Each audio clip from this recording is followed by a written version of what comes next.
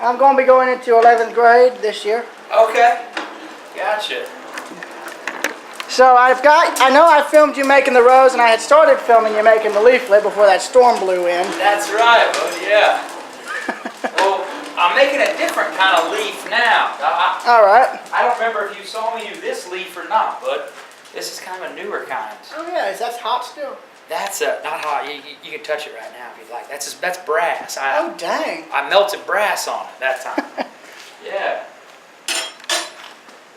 Where is it you call home, Don? I live in Danielsville near Athens. Athens, Georgia? Yeah. Okay. Go Dogs. And I'm here with my grandmother again. Gotcha. Oh, good. I'd get like a fire prong in there and start poking it into the coals to let there be some oxygen holes. It might actually work. That's true. That's true. You know, I usually kind of like, what I like to do is pack it down. And yeah, there we go. Kind of open it up a little bit. You're right. Good idea. You know, I meant to tell you if I ever saw you again, I've been seeing multiple blacksmith stones in various antique malls and all in and around Georgia. Really? Yeah. I was going to say, if you wanted, if you needed a place to get a replacement, I'd be able to tell you where you could get some. Cool, man. Well, I appreciate that. Are the stones, are they fairly round or are they real jagged looking? Some of them are of a decent enough size, but some of them are round down to whether some of them are even smaller than that. Okay. Yeah, some have been used so hard over the years. I think y'all could probably. Oh, it just popped open like mad there. That's funny. It just like flashed up. I think I got that on camera. I bet you did. I like that. And it's like, who needs fireworks on the 4th of July at Biltmore? You can just do that and you got it. We got the blacksmith forge for that. Yes. I think you got the fire going enough at this point. You don't want to end up doing like what I was joking around about the last time I was here, like run hot cold. Yeah. Did you see the model train exhibit down here, Dan? I heard it the last time, but I only saw it now. I was thinking of filming that when I was done here. Cool. Well, yeah, it's a pretty neat little thing. You like trains, you said, right? Yes.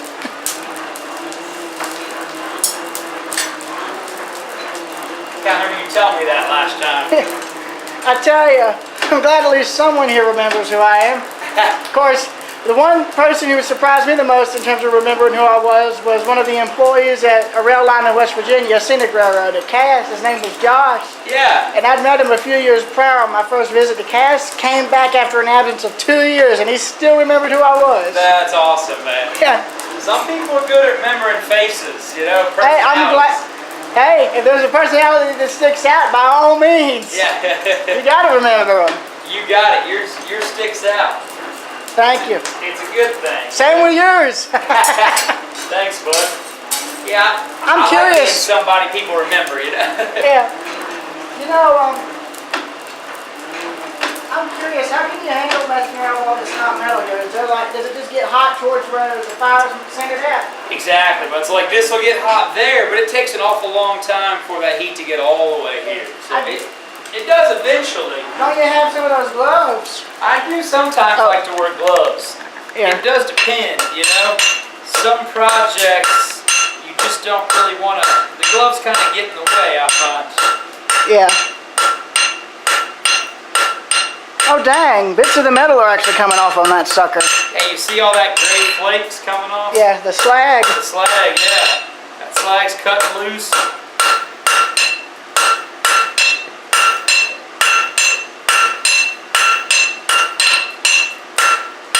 This leaf is kind of what I would call a starter leaf. It's a good first kind of leaf when you're learning. What did you do with that demonstration one that you had at the other design? I know you were showing it before, but I don't remember. The one I just showed you a little bit ago? No, the other one. I don't know if you still have the one from a year ago, but... I don't think I do, bud. Yeah, I'm not sure where it's at, honestly. I lose track of stuff a lot like that. Oh, it's fine. It's kind of like memory. Short-term memory, first thing to go. Guys, right now I'm just starting making a leaf out of a piece of 3 3/8" round steel. So this rod is what I'm working with. And that little chunk of steel on the end is going to be flattened out to make the leaf in the next few minutes here. This blacksmith shop was opened in 1902, so as you look around here, you're seeing a lot of the original tools, in fact, that the men were using back then. Even this forge that I'm working on with the fires at, this little contraption that I'm pumping air, this fan, is all original construction from 1897. So these tools were made to last for, I guess, about forever, it seems like. This was, for Biltmore's sake, this was a repair shop in those days, just like, you know, every small town had a blacksmith nearby. Well, this was kind of like its own small village on the estate. So many people were living here and working here that they decided they needed their own full-time smithy to keep things running.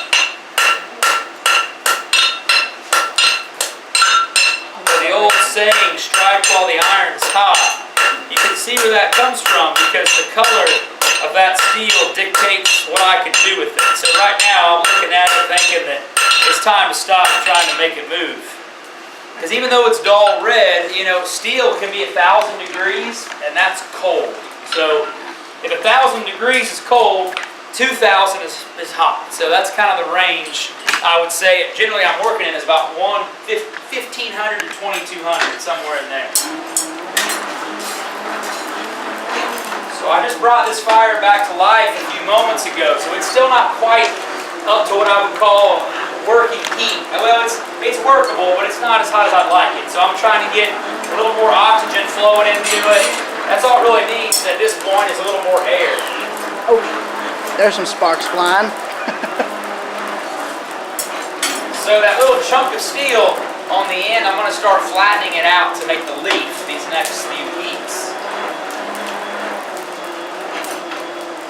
Now, years ago, if you would have walked in here when the blacksmith shop was fixing farm machinery and making horseshoes, I doubt the guys will be making leaves like I'm doing today. But you know, this is an example of a draft horseshoe that came off of a workhorse about a year ago here at Biltmore. But there used to be 16 horse stalls in that barn right behind us. So you can imagine this smithy shop here was busy with making horseshoes and shoeing the horses. That is the one job that as a blacksmith I no longer do of this historical, you know, trade. But nowadays the horseshoer is known as the farrier, and they pretty much strictly shoe horses for their job.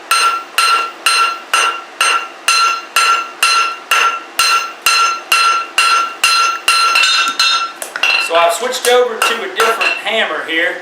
This is the cross peen hammer. The sharp end is how I'm going to cut in here, really start moving this out to a leaf. So I'm going to start spreading this piece out a little bit at a time to give it this very different shape.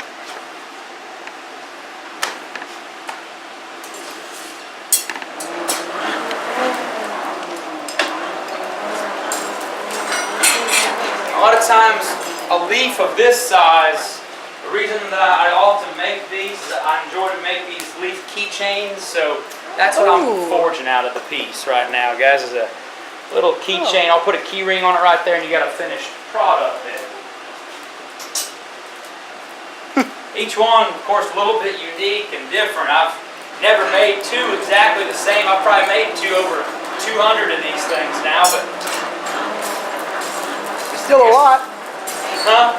It's still a lot, right? Yeah, 200 is quite a few, though I did ask my mentor one day how many he's made. He said about 50,000, so. Oh my God. He has you beat by a lot, man. He told me that's about 33, 34 years of making leaves. That depends. Some blacksmiths kind of get famous for their leaf, and that takes you places. People might really like your leaf and ask you to make them a chandelier. It's got 3,000 of them attached to it. You never can tell where the custom ironwork will take you. Here at Biltmore, a lot of times the work I do is fixing things for property, or in this case, I'm making goods for sale.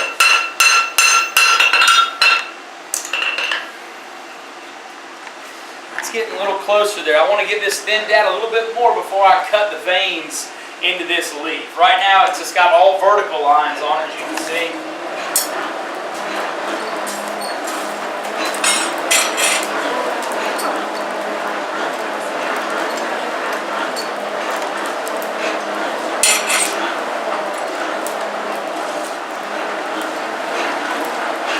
Inside the coals, the fire is often over 23, 2400 degrees down in there. It's hot enough to basically start to burn up the piece of steel. In fact, sometimes you'll see it come out sparking, and that is the sign that I'm getting the steel a little bit too hot if it's throwing sparks. It's like a heavy-duty sparkler. Yeah, it sure is. 4th of July, I just started melting steel instead of buying sparklers. Why not, right? Saves you money. Actually, you have to buy new steel rods, of course. Yeah. Now, they're pretty cheap. Probably cheaper than sparklers. Yeah. You know, one of the traditions of the blacksmith for 4th of July and other celebrations, you guys may have heard of somebody shooting an anvil before. Not like shooting it with a gun, but you shoot the anvil in the sky. Oh. And Oh. so they have these events, even today. There's a place in the Midwest that has a gathering where blacksmiths will come and bring their anvil and all shoot them at the same time. But this was I'm not quite sure when it's first documented, but hundreds of years ago, frontiersmen would celebrate by putting gunpowder up underneath the anvil and you'd shoot them up in the air, see how high you can get them. Yeah. And you run, and then you run that way. Yeah, that's right. Oh, I think I remember seeing or hearing about a show one time that was called Flying Anvils. Really? Yeah, Ella and I said, you know, that has to be one of the stupidest things we ever heard of. It's probably a little dangerous. I've never done it all. Oh, yeah. I'm sure liability agents would be having heart attacks if they saw that. Yeah, Biltmore doesn't have that event here. Thank goodness. I'd be afraid I'd crack my anvil or something. That'd be my biggest fear. So right now, guys, I'm taking the small cross-peen hammer there, the small sharp end, I'm cutting in the veins of the leaf. So I'm starting to get the diagonals in so we can begin to put the final touches on this piece. Now you boys might be wondering if I make knives here in this shop. As a blacksmith, you know, the knife making is what's really making this job kind of have a bit of a comeback. A lot of people are getting into blacksmithing these days. It seems like one reason is for making knives. Here's a newer knife model that I'm working on. This is not a completed piece, but more of a prototype. So this is an old file that I took and started to forge out a blade from it. And the other part of the file I made into this striker right here. Have you guys ever heard of a steel striker and a piece of flint? This is an old way to start a fire. You guys ever seen this before on wow. TV? I've done it. You've done it? Awesome. You have any success with it? Yes, a few times. Cool. Wow, that's good, but it's pretty hard to really get good at it. But that, you know, the key is that you have to make this striker out of the right kind of steel. That's why I said a file, because a file is a very hardened steel. So it's going to really be able to bite into that flint. So like an old file like that is a good steel to make a striker out of. Now, is that one that would have been used to file down metal? No, that right there? No, that is actually a farrier's rasp, they call it. So that's for filing down the toe of a horse. Ooh. Or as we say, the hoof of a horse. So that's for rounding out the hoof. And so those rasps I get from our horseshoers here at Biltmore.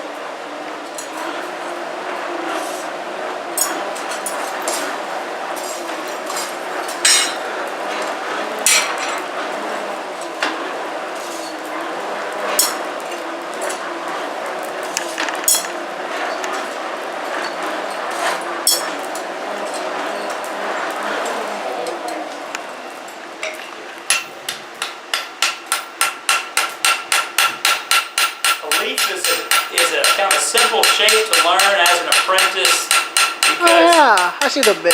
it allows you to add some beauty to something that might just be only functional in its current state. What I mean is, a lot of times, as a blacksmith, you get asked to make things like door hinges and door handles and coat hooks and pot racks and things like that, which are all functional items. But when you learn to make things like leaves, you learn to make them a bit more beautiful then. So that's kind of what blacksmithing is all about, is making things of beauty and of use for someone.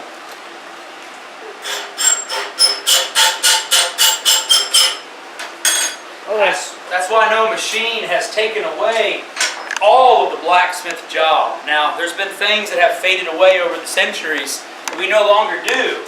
Like making nails. I don't make nails for people to build their homes anymore because it would take way too long, right? Square nails, mainly. The old square nail, that's right, yeah, that's what I make. But it takes like 4 or 5 minutes to make one nail. So you start thinking, you know, how do you make enough to build a home today? So we use machine-made nails for building houses, but every once in a while, someone will ask me to make them a special size nail where it's got to be hand-forged or something. Oh, hold up a second. I almost forgot an important part. Oh yes, the crease in the leaf center. I'm going to stamp my name on the back of it while it's good and hot there. Now we can move forward with that next step.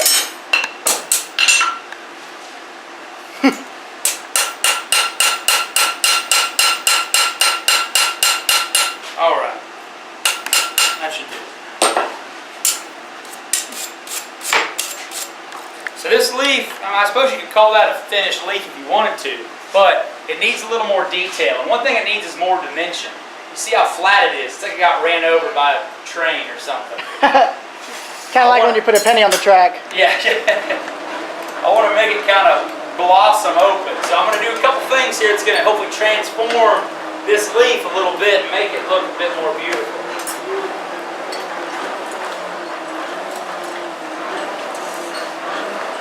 You'll see how quickly the steel heats up in this fire because the steel, first of all, is so thin. I've got this leaf hammered about as thin as I want to have it for the final product. You'll begin to see this steel move real easily here in just ways that it's kind of hard to believe that steel can do sometimes.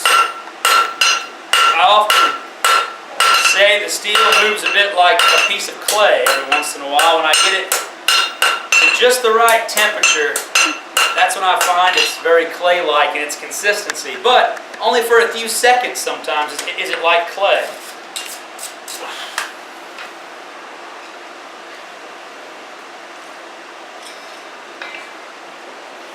So every once in a while I put on a glove. You'll notice if you watch me long enough, I don't normally wear gloves for a lot of projects, but this next step gets a little bit dangerous in terms of my left hand getting way too close to hot steel. So I'm going to put the glove and we're going to basically pry this leaf back open just a little bit because I've squashed it up and now it's time to make it unfold to the finished shape. How much heat can those gloves stand by chance? I don't know exactly. These aren't like welding gloves. These are just farm gloves. So you don't want to test these things too much. Oh, good Lord. Yeah, I mean, earlier this morning I bumped it when it was like orange, and thank God it didn't rip through somehow. I don't know how it burned through the glove. Oh, that would be very I kind of brushed bad. it real quick, but I've seen it melt right through in a second when you just brush it. So. Oh, man. And that steel was way too hot for me to be trying to touch with my gloves, but that wasn't on purpose. I don't know how much welding gloves cost, but I'd recommend getting some if you have to do something like this on a much larger project. Oh yeah, you're right. No, it's worth. I've got the bigger gloves when I need them for sure.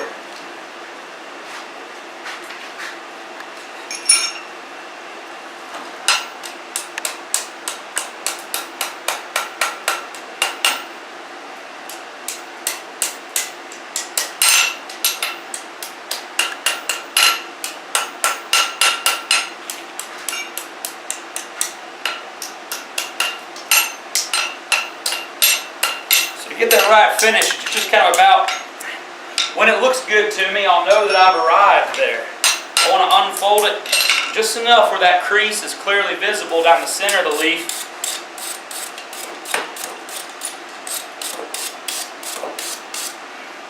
steel brush kind of just gives it a nice clean finish there, that sort of shinier steel. Because why I want it clean is I'm now melting another metal upon the steel. This is a brass brush, and so when it's just the right temperature, you'll see that brass transfer from the brush onto the leaf.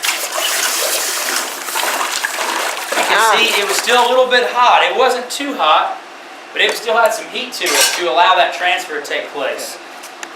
And now that's sort of the finished project. Yeah, so now we've got the leaf end on that completed as that brass is settled in there and kind of hopefully giving this leaf a little bit of a highlight. So you can see how that piece is kind of on its way to making that finished keychain that I think I showed some of you all. We'll leave that one sit for a little bit. Here's one I made earlier today. Stopped at the same point. So I'm going to go ahead and cut this off about right here. We'll remove this and make something else out of that later on. Now, I'm going to finish this into the keychain that I'm trying to produce. Now, do you cut the metal while it's hot, or do you use a machine for that? I'm going to I'm going to use this tool actually to achieve that.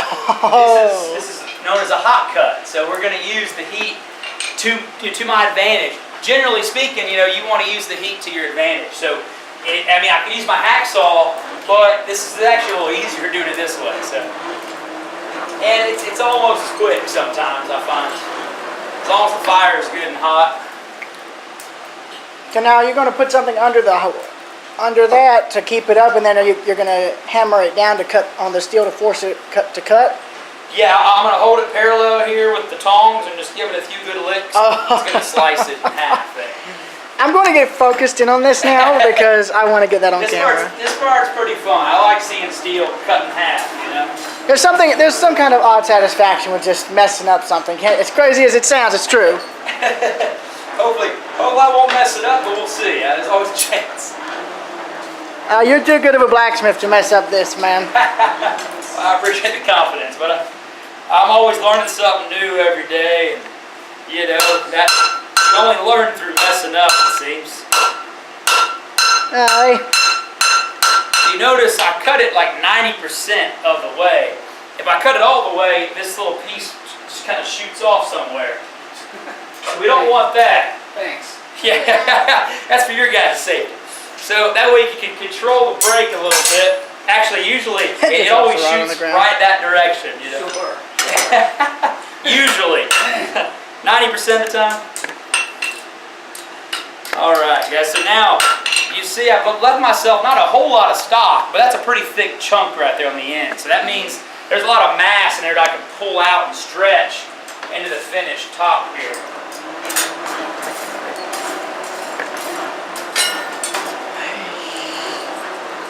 Okay, so how does this look on my new phone? Better check real quick just to be sure. Can't really film, but